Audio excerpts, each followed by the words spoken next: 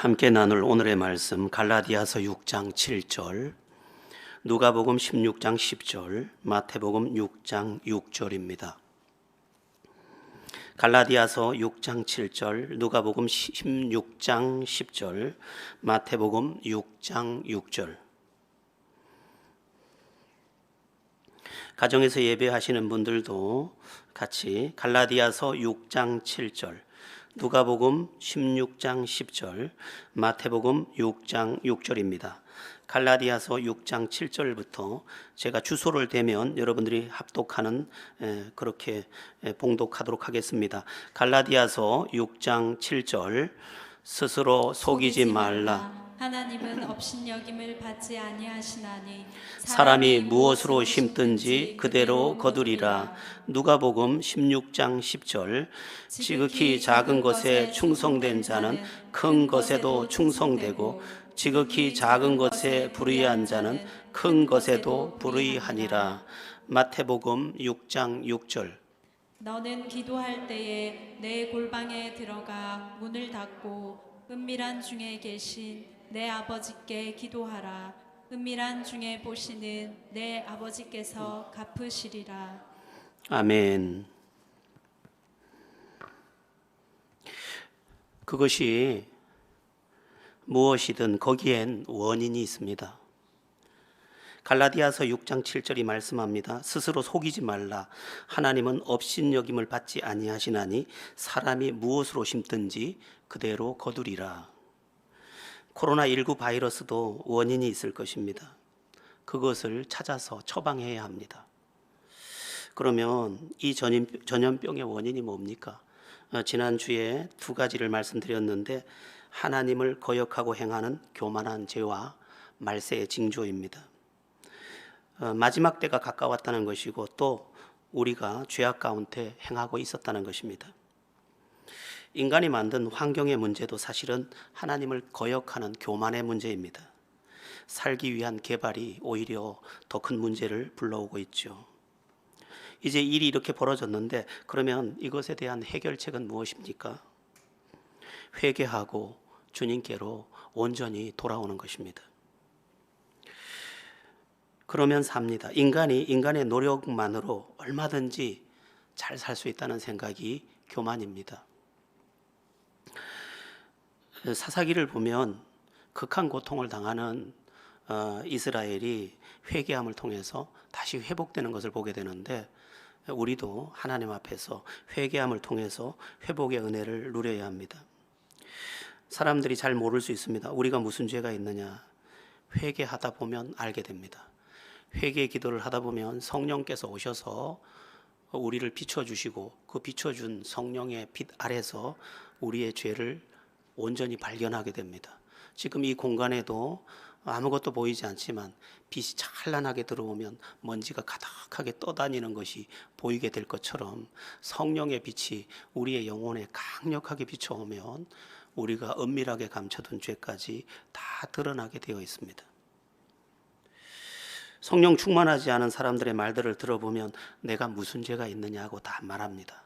양심껏 사는 사람일수록 자기의 죄가 없음을 그렇게 더욱 주장을 하게 됩니다. 그러나 성령의 그 빛에 그 찬란한 빛 안으로 들어가면 하나하나 낱낱이 나의 아주 고집, 또 나의 쓴뿌리, 상처로 얼룩진 미움, 분노, 별의별 게 다 있고 남을 정죄하는 그러한 비판까지 아주 말할 수 없는 더러움이 우리 안에 있음을 보게 됩니다. 집에서 씻으면 안 나오던 때가 목욕탕에 가면 국수 가닥처럼 나올 때가 있는 것처럼, 우리가 깊은 은혜 안에 들어가면 우리에게 없는 줄 알았던 그 더러움들이 살갗을 벗기듯 쏟아지는 것도 보게 될 것입니다. 이사야 6장을 보면 이사야 선지자가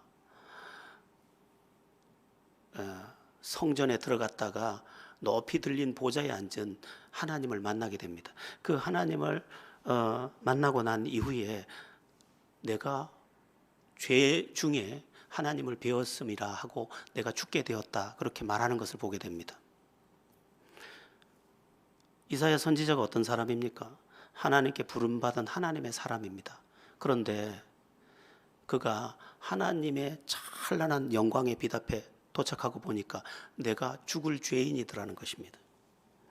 여러분, 우리가 다 괜찮은 것 같고 세상이 다 괜찮은 것 같아도 하나님이 볼 때는 육체가 되고 흉악하고 교만하고 또 이기적이고 또 분쟁하고 목적이 다 육체에 있음을 보고 계십니다.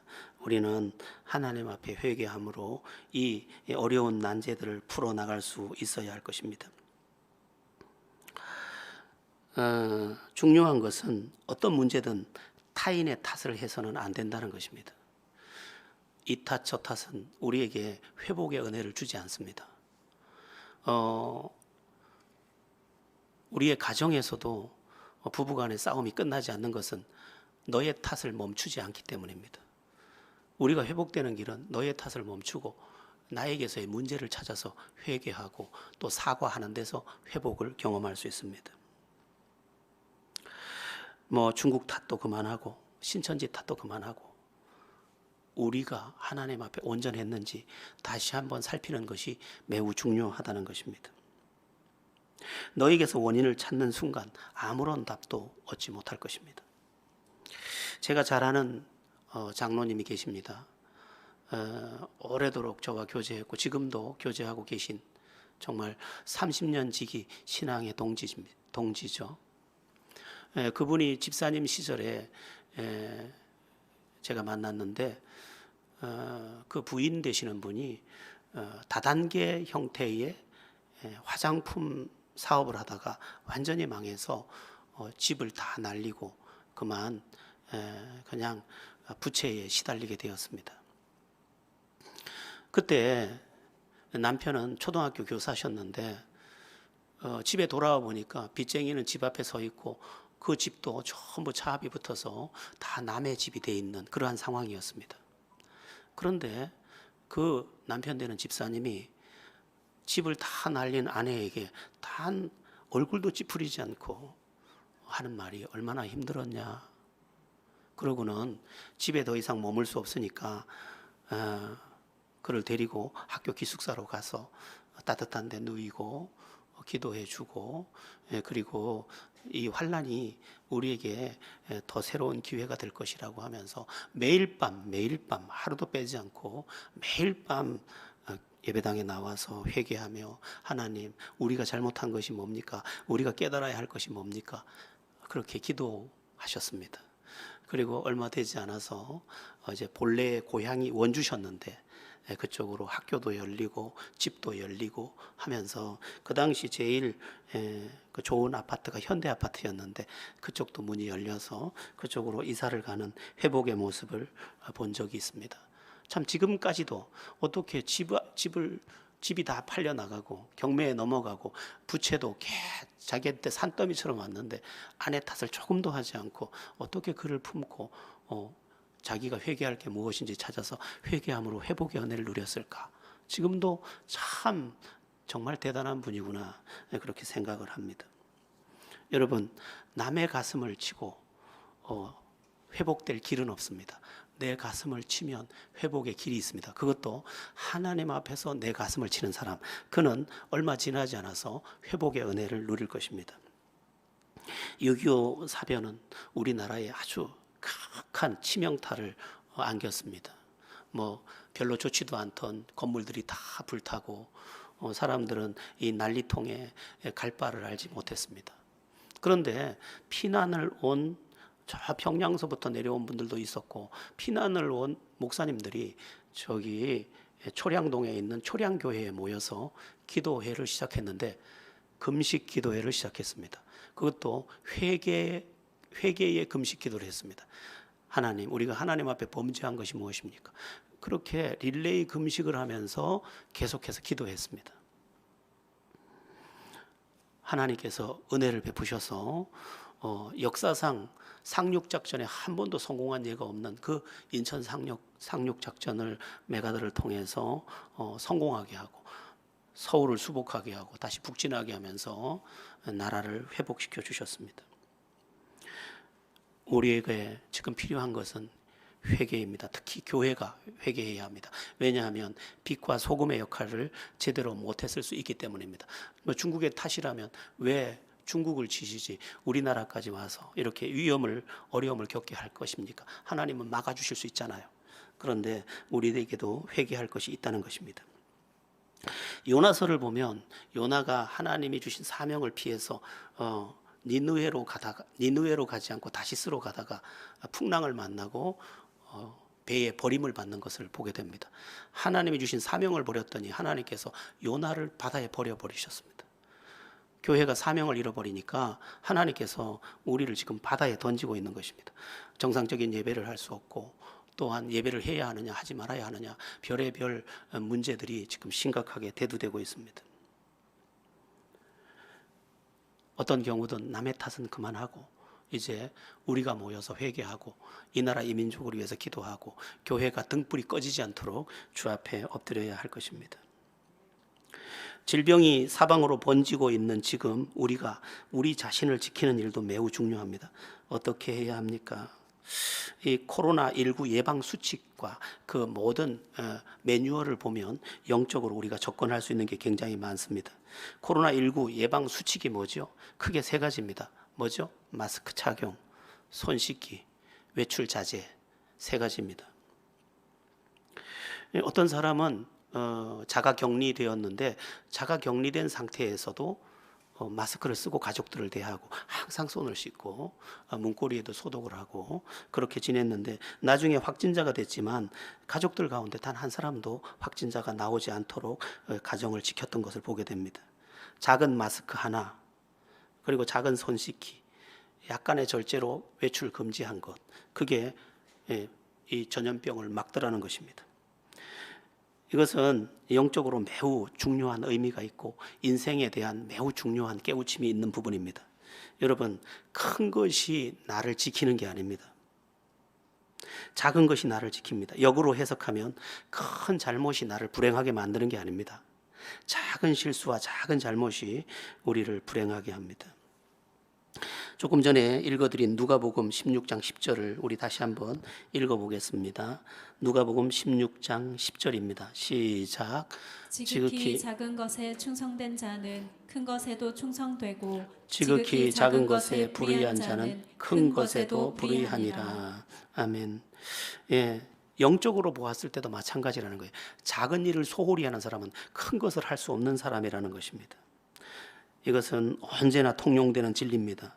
여러분, 저 사람이 왜 좋은 사람입니까?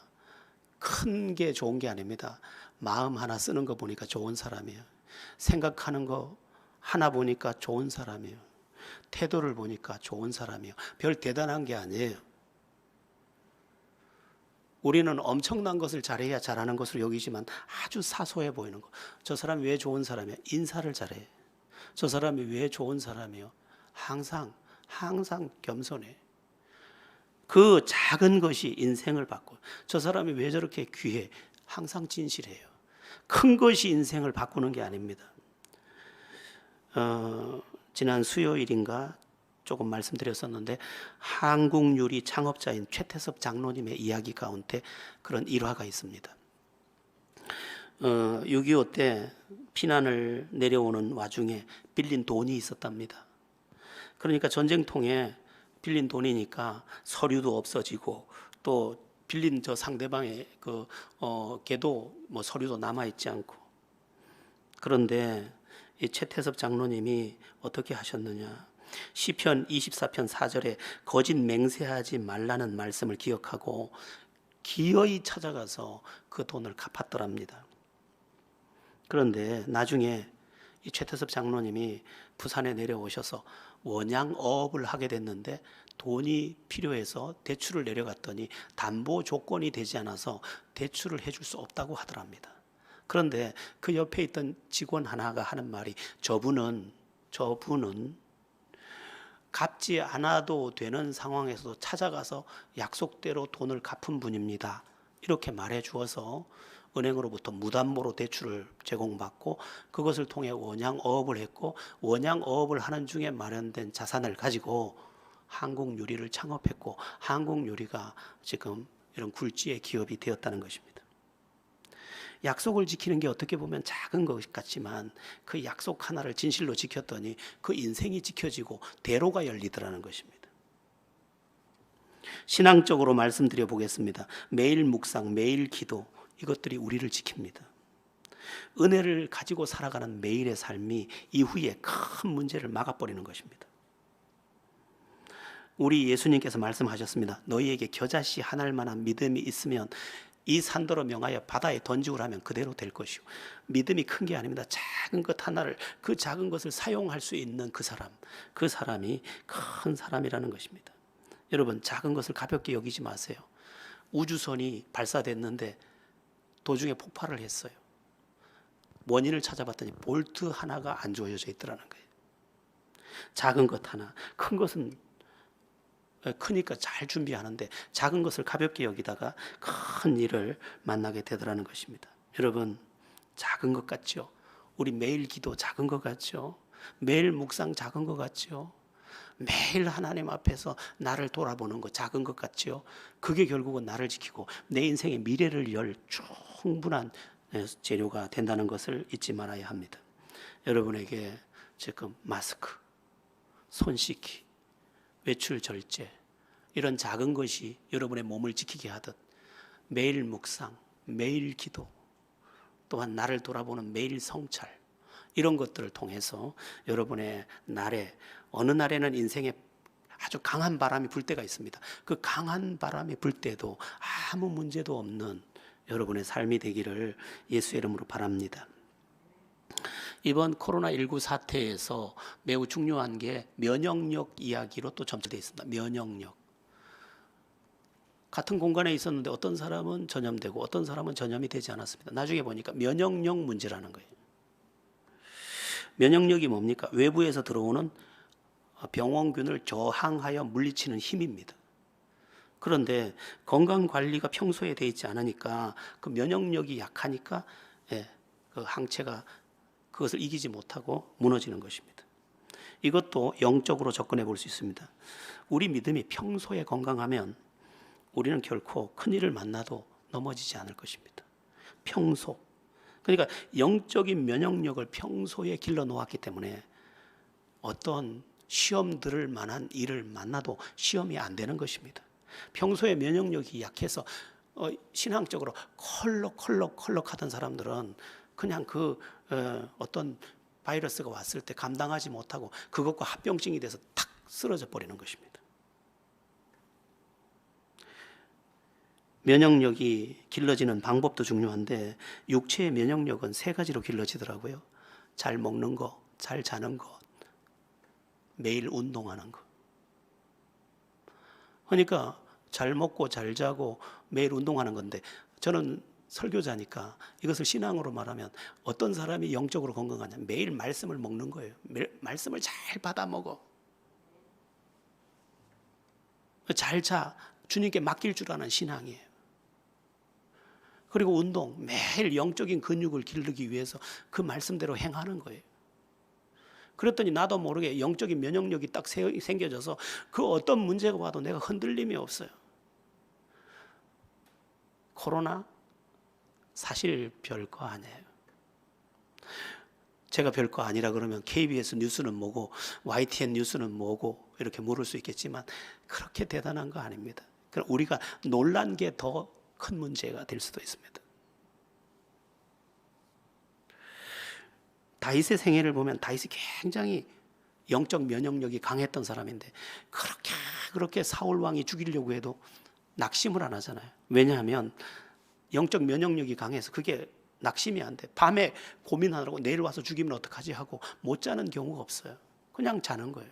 왜냐하면 영적 면역력이 강해서 시험이 들고 낙심이 될 만한 일도 전혀 시험이 안 되고 낙심이 안 되는 거죠.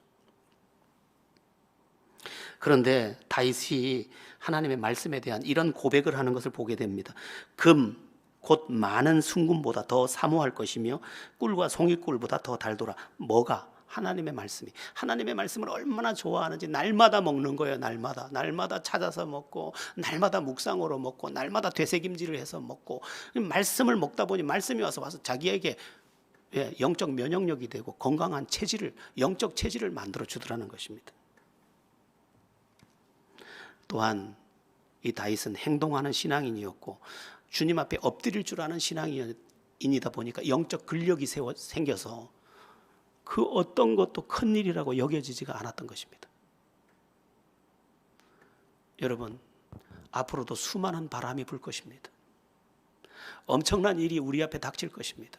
그런데 면역 체계를 제대로 갖추고 있는 사람, 그는 별로 영향을 받지 않을 것입니다.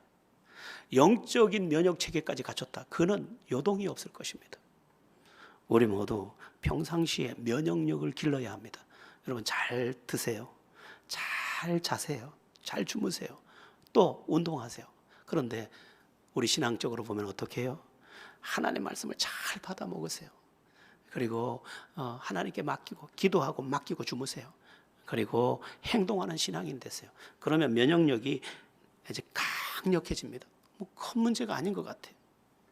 면역력에 대한 최고의 처방을 제가 한번 찾아봤는데, 항상 기뻐하라, 쉬지 말고 기도하라, 범사에 감사하라. 여러분, 제가 TV에서 보니까 우리가 웃을 때, 기뻐할 때 면역 체계가 상승된대요. 그래서 아주 주목해서 봤어요. ND라고 하던가 뭐라고 하던데, 면역 체계가 그냥 급격히 상승하는 거. 하하하하 하고 웃는 순간 이 면역 체계가 살아나는 거예요. 하긴 그래요. 어떤 사람이 우울하잖아요. 그러면 면역 체계가 무너져 가지고 어떤 병이든 잘 걸려요. 우울한 사람은요, 감기도 잘 걸리고 별때가 다 아파요. 안 아픈 날이 없어요. 왜냐하면 기뻐할 때 면역력이 강화되지만 우울해할 때 면역력이 무너지거든요. 그러니까 하나님께서는 우리의 영육간을 살리기 위해서 항상 기뻐하라는 말씀을 주신 거예요. 쉬지 말고 기도하면 어떻게 돼요? 영육이 살아나게 되잖아요. 영혼이 살고 나니까 영혼 안에 육체 있고 육체 안에 영혼이 있는데, 이게 상호작용을 하면서 우리를 살려주는 거죠. 범사에 감사, 원망하지 않고 감사하다 보니까 좋은 엔돌핀이 돌면서 내 신체 전체를 살리고 내 영혼 전체를 살려내는 거죠. 그래서 이 최고의 처방되는 항상 기뻐하라, 쉬지 말고 기도하라, 범사에 감사하라를 외치면서 오늘 이 시간들을 살아가다 보면 나도 모르게 내가 면역 체계를 갖추고 여기도 걸렸대, 저기도 걸렸대. 근데 나는 안 걸렸대. 육체도 마찬가지예요. 웃을 때 건강해지고, 기도할 때 건강해지고, 감사할 때 건강해지고, 인생도 마찬가지, 행복도 다 마찬가지. 웃을 때 행복해지고, 기도할 때 축복 문이 열리고, 또 감사할 때 더 좋은 일들이 우리에게 닥쳐오는 것입니다. 우리의 삶 우울해지지 않도록 영적인 면역 체계까지 다 갖춰서 이런 어떤 환난 가운데서도 미소로 그것을 물리치고, 영성으로 물리치고, 또한 감사로 물리치는 은혜가 있기를 축원합니다. 이번 코로나 사태에서 중요한 또 하나의 그 처방이 자가격리입니다. 자가격리를 통해서 남을 보호하면서 그를 지켜보는 것이죠. 내가 감염원이 되는 것을 막는 일입니다. 격리가 되면 답답한 일이죠. 직장도 문제고, 특히 사업장을 가지고 있는 사람들이 또 심각한 문제가 될 것입니다. 그러나 격리되어 있는 중에 우리는 다른 존재가 될 수 있습니다. 여러분, 저는 영적으로 이게 매우 중요한 시간이라고 생각합니다. 거룩한 고독의 골방, 그게 지금 우리에게 필요하다는 거예요. 우리는 늘 급했습니다. 늘 멈추지를 않았습니다. 우리는 하여튼 하루도 쉬지 않고 일하고, 하루도 쉬지 않고 내 인생을 가동하면서 지쳐도 상관없고 찢어지도 상관없고 심지어 죽어도 상관없을 만큼 그렇게 살았는데, 하나님께서 멈춰라 했습니다. 안 멈추니까 강제로 멈췄다 이 말이에요. 여러분, 급한 일이 있더라도 주님과 만나기 위해서 잠시의 세상과의 격리가 필요한 우리들입니다. 사막의 교부들은 더욱 깊은 영성 안에 살기 위해서 자기를 격리시켰습니다. 더 깊은 사막으로 들어갔습니다. 제가 지난번에 터키에 선교 그 여행을 가서 보고 굉장히 도전을 받은 곳이 갑바도기아라는 곳입니다. 갑바도기아를 가면 전부 바위산을 굴로 파서 그 안에 들어가서 이제 영적 삶을 지키면서 그렇게 살아가는 거죠. 근데 거기에 사람들이 많이 오면 또 이 사람들이 이사를 갑니다. 사람들이 더 적은 곳으로. 왜? 주님과 제대로 만나기 위해서. 사람 속에 살아야 하는 것이 인간인데 사람 속에 살다 보면 저절로 육체가 되기 쉬운 것을 알고 이들은 일부러 자기를 격리시켜서 저곳에서 주님을 대면해서 만났던 것이죠. 여러분, 우리는 가끔씩 멈춰야 합니다.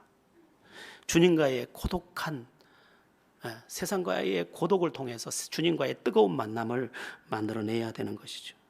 그래야 근본을 살필 수 있고 그래야 내 인생의 목적을 바로 갈 수 있습니다. 마태복음 6장 6절에 이런 말씀이 나옵니다. 우리 함께 읽어보겠습니다. 마태복음 6장 6절인데 시작. 너는 기도할 때에 내 골방에 들어가 문을 닫고 은밀한 중에 계신 내 아버지께 기도하라. 은밀한 중에 보시는 내 아버지께서 갚으시리라. 이제 골방에 좀 들어가라. 골방에 들어가서 나와 만나자. 너 지금 살아야 되는 것도 알고 있고 너 다급한 것도 알고 있는데 나와 만나자라고 고독한 골방으로 초대하고 있는 주님의 음성인 거죠. 인간은 어쩔 수 없이 속물이거든요. 살아야 된다는 그 근본의 전제를 깔고 끝도 없이 육체를 향해 달려가고 있거든요. 성스러운 하나님 아버지께서 거기가 아니라니까 하고 외쳐도 우리는 아니에요. 저 부르지 마세요. 송창식 노래처럼 왜 불러? 하나님이 부르지 않기를 바라면서 다만 당신은 나 인생의 회방만 되지 말아주세요 하고 달려가는 것이죠. 사람들은 참 그 속성이 이상합니다. 제가 목회를 하면서 수많은 사람들을 대해보면서 인간이 그렇구나 하는 것을 많이 느끼게 됩니다. 질병이 걸려서 다 죽게 된 사람을 신방하면서 주님 믿으세요. 주님이 해결해 주십니다. 그래서 어떻게 그가 예수를 믿게 되고 회복의 은혜를 누렸는데 그 다음에 찾아갔더니 딴 사람이 돼 있는 거예요. 오지 마이소. 저희들이 다 알아서 합니다. 시간 되면 교회 갈 겁니다. 너무도 많은 사람들이 너무도 차갑게. 우리는 오랫동안 예수를 믿었기 때문에 그러지는 않을 것입니다. 그러나 우리의 마음속에 주님을 향한 뜨거운 마음이 과연 살아있을까 물어봤을 때 점수를 많이 줄 수 없다는 것입니다. 지금은 우리도 자가격리를 해야 할지 모릅니다. 조금 더 이 세상과 단절하고 우리의 골방으로 들어가 주님을 만나면서 내가 세상 속에서 빛으로 살고 있는지를 물어보고 나의 사명을 재발견하는 것이 이때 우리가 해야 할 일이라는 것입니다. 예배당은 항상 열려 있으니까 어느 시간이든 와서 기도하고 또한 여러분의 어떤 베란다든지 작은 골방이든지 그곳에서 여러분 자신을 스스로 격리시키면서 영적 삶을 회복하는 은혜가 있기를 예수의 이름으로 바랍니다. 오늘 마지막으로 나눌 것은 치료입니다. 치료. 코로나19에 만일 감염된 경우라면 치료를 받아야 합니다. 어떻게 하면 치료를 받을 수 있습니까? 감염 경로와 내 상태를 소상히 밝히고 의사가 시키는 대로 하면 치료를 받습니다. 이게 대답입니다. 요즘 신천지 사람들이 자기의 그 경로를 감추고 또한 진실로 이야기하지 않음으로 인해서 문제가 계속 확산되고 있습니다. 그리고 그 본인도 치료받지 못하고 문제 속에 허덕이고 있죠. 이것은 영적인 부분에서도 마찬가지입니다. 우리가 우리의 모든 것을 주님께 고하고 주님을 진짜 바라보면 주님이 우리를 고쳐주실 것입니다. 주님 앞에 다 고하는 겁니다. 저는 이런 미움을 갖고 있습니다. 이런 원망을 갖고 있습니다. 그리고 이런 죄를 짓고 있습니다. 저를 고쳐주십시오. 그리고 그분의 말씀을 따라 순종해 가면 나는 치료하는 여호와니라 라고 말씀하신 그 주님께서 나를 치료하시는데 어떻게 치료하시느냐? 내 영혼, 내 마음, 내 인생, 내 가정, 내 모든 지경을 다 고쳐주십니다. 의사에게 제대로 말해서 제대로 고침받을 수 있다면, 그리고 의사를 제대로 의지해서 제대로 고칠 수 있다면, 완전하신 하나님께 우리의 영혼과 우리의 전 존재를 있는 그대로 다 아뢰고 그분이 명하신 그대로 행하는 그것이 우리의 치유의 길이 된다는 것입니다. 오늘날 수많은 사람들이 하나님 앞에 진실하지 않습니다. 하나님 앞에 다 더러움은 감추고 그 사나움도 감추고 발톱은 다 감추고 좋은 거 하나님이 못 보신 것처럼 생각하고 요것은 감춰졌겠지, 요것은 알 필요 없어요. 그러면서 내가 한 조금의 선한 것, 내가 한 조금의 그 아름답게 보이는 그것에 대한 대가 지불만을 요청하고 있는 것이죠. 주님은 구원자십니다. 그래서 우리의 생애 전체를 건져주실 수 있습니다. 너무도 많은 사람들이 옛 상처를 그대로 감추고 그 안에 있는 분노를 고스란히 감추고 그 안에 있는 죄를 고스란히 감추고, 그러나 별 문제가 없으니까 남들도 다 그럴 거야 하면서 덮어두고 주님 앞에 나와서 주님이 수술해 주고 싶어 하실 때조차도 그것을 배를 열지 못하게 하고 마음을 열지 못하게 하고 내 문제를 열지 못하게 하고 다 감춰놓고 결국 그것으로 신음 속에 계속 살아가고 있는 것입니다. 여러분, 주님은 모든 것의 해결자 되십니다. 어떤 사람이 불우하게 태어났든 어떤 사람이 상처 속에 살았든 다 상관없습니다. 지금 우리가 감염된들 그걸 누가 죄라고 하겠습니까? 어떻게 하다 보니 감염이 된 거예요. 우리의 인생도 똑같습니다. 어떻게 하다 보니 이렇게 된 거예요. 그러면 지금부터 어떻게 하면 삽니까? 간단해요. 주님 앞에 나와서 주님께 모든 것을 다 고하는 거죠. 내 쓴뿌리까지. 그리고 그분이 명한 그대로 하는 것입니다. 지금부터 그대로 하는 것입니다. 병원에 제가 급히 쓰러져서 병원에 실려갔던 적이 있습니다. 너무너무 아파서 어떻게 사람의 힘으로 어떻게 할 수가 없어요. 그랬더니 쓸개에 돌이 있어서 그렇대요. 그래서 이 담석을 제거해야 된대요. 그 조그만 병원이었어요. 그래서 그러면 어디로 가야 됩니까? 하니까 큰 병원으로, 종합병원으로 가야 됩니다. 그래서 그 당시 침례병원으로 이제 가게 됐는데 저희 집사람이 저를 보고 이렇게 말하는 거예요. 집에 가서 옷 갈아입고 가세요. 내가 화가 확 났어요. 나는 죽겠는데 뭐 집에 가서 옷을 갈아입어, 이대로 가야지. 그래서 그대로 갔더니, 그래서 침례병원이니까 전부 교인들 아니에요. 그래서 목사가 왔다고 급히 수술을 해 주시더라고요. 근데 수술하기 전에 이렇게 명령이 내려온 거예요. 지금부터 금식입니다. 물도 드시면 안 돼요. 네. 지금 한 모금만 먹으면 안 되겠습니까? 지금만 드세요. 한 모금 먹고. 그 다음부터 물도 못 먹고 아무것도 의사가 시키는 그대로. 왜? 그래야 수술이 되니까. 우리는 하나님의 명령, 하나님의 말씀 앞에 그렇게 돼야 합니다. 금식, 그럼 금식. 멈춰, 그럼 멈춤. 그러면 내 안에 있던 나의 고통, 돌이 제거될 것이고 나를 죽이려던 것들이 수술되어서 내가 살아날 것입니다.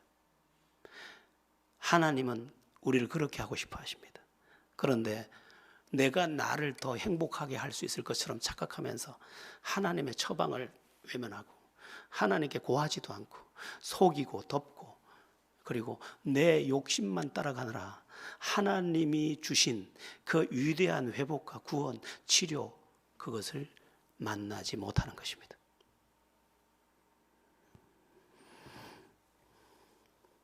우리는 완전하지 않은 존재로 완전하지 않은 미지의 세계 위에서 살고 있습니다. 또 어떤 일을 만나야 될지 우리는 전혀 모릅니다. 오직 아시는 분은 하나님이시고 그 하나님을 온전히 신뢰하고 우리가 그분께 구하고 그분께 순종한다면 그것이 곧 길이 될 것이고 그것이 능력이 될 것이고 그것이 회복이 될 것입니다.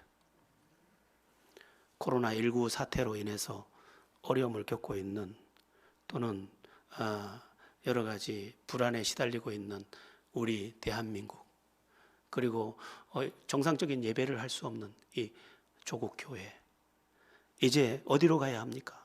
하나님 앞에 가서 하나님께 제대로 구하고 하나님의 그 진리의 말씀을 실제로 우리의 삶에 구체적으로 적용해서 회복의 자리로 나아가야 합니다.